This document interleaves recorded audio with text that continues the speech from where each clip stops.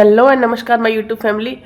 आज बात करेंगे बीएनएस की मोस्ट इंपॉर्टेंट धाराओं के बारे में जिनको आपको देखना मस्ट वॉच है। ज़रूर ज़रूर ज़रूर से ये वीडियो को आप पूरा देखिएगा और सारी धाराओं को याद करके जाइएगा। आपके एआईबी के एग्ज़ाम में ये धाराएं ज़रूर से आएंगी, तो प्लीज़ सारी चीज़ों को ध्यान से समझते हैं। चलिए शुरू करते हैं बीएनएस।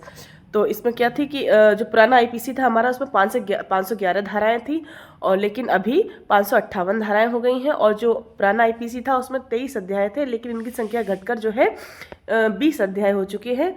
और जो पहले 112 डिफाइन करता था वाहन चोरी वगैरह के गैंग के बारे में, उसको अब बीएनएस की धारा 304 में डिफाइन किया गया है, यानी कि स्नैचिंग जो है वो बहुत इंपॉर्टेंट टॉपिक है, ज़रूर से आ सकता है।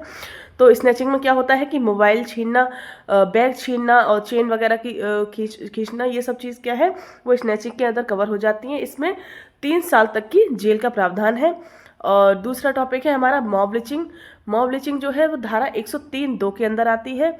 इसमें 5 से अधिक व्यक्ति अगर जाति या भाषा आदि के आधार पर अगर हत्या करते हैं तो उनको मृत्युदंड मिलता है, क्योंकि इसमें जो है दूसरा ऑप्शन कोई है ही नहीं। इसमें सिर्फ और सिर्फ मृत्युदंड का प्रावधान है, मतलब आजीवन कारावास जो है उसका ऑप्शन नहीं है, ठीक है। और जो राष्ट्र विरोधी कृत्य थे हमारे वो कायम हो गए हैं, धारा 152 के अंदर आ गए हैं, ठीक है, यानी इंडेंजरिंग सोवरेनिटी, ठीक है। ये जो 152 के अंदर आ गए हैं, क्योंकि जो आईपीसी की 124A थी, ठीक है, वो किसमें वो पूरी तरह से हटा दी गई है। और जो नया रूप दे दिया गया है वो है धारा 152 बीएनएस, ठीक है, यानी सॉवरेनिटी अगेंस्ट एक्ट्स। और जो धारा 377 थी समलैंगिक अपराधों के बारे में बात करती थी, वो उसमें क्या था कि सिर्फ अब जो है सिर्फ नॉन कंसेंशुअल बाकी रह गए हैं, ठीक है।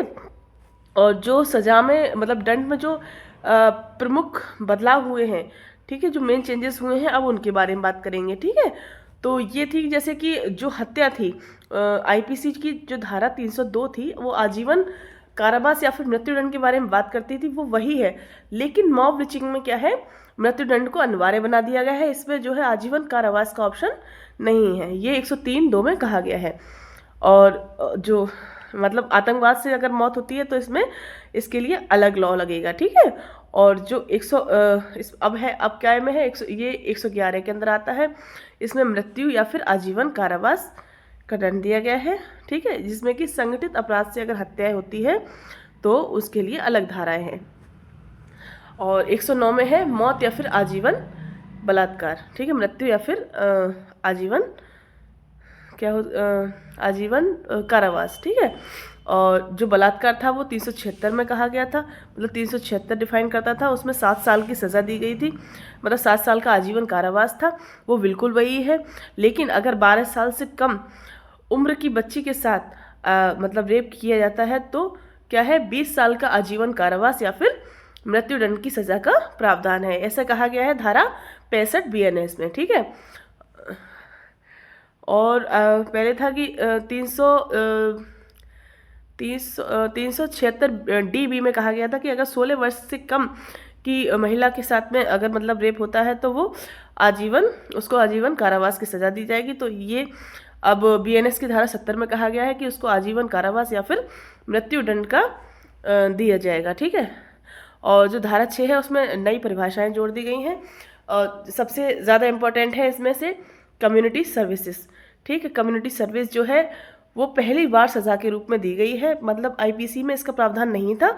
और ये जो है धारा 4F के अंदर आता है, सबसे इम्पोर्टेंट टॉपिक है, इसको बिल्कुल आप याद रखिएगा कि कम्युनिटी सर्विस काय में आता है, धारा 4F, ठीक है, सेक्शन 4F में।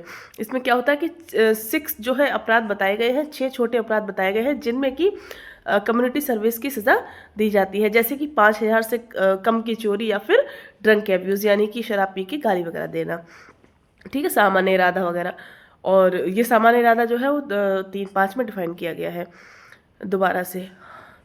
और इसके अलावा जो मतलब इम्पोर्टेंट सेक्शंस हैं उनके बारे में अब बात करेंगे, जैसे कि सेक्शन 69 है।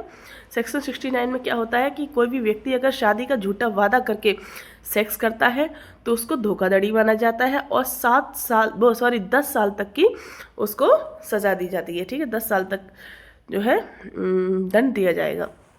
और सेक्शन 103(2) उस जो है वो बताया था आपको मैंने, mob lynching define, mob lynching है उसमें, ठीक है। और जो क्या कहते हैं 117(4), ये जो आपको बता चुकी हूँ मैं।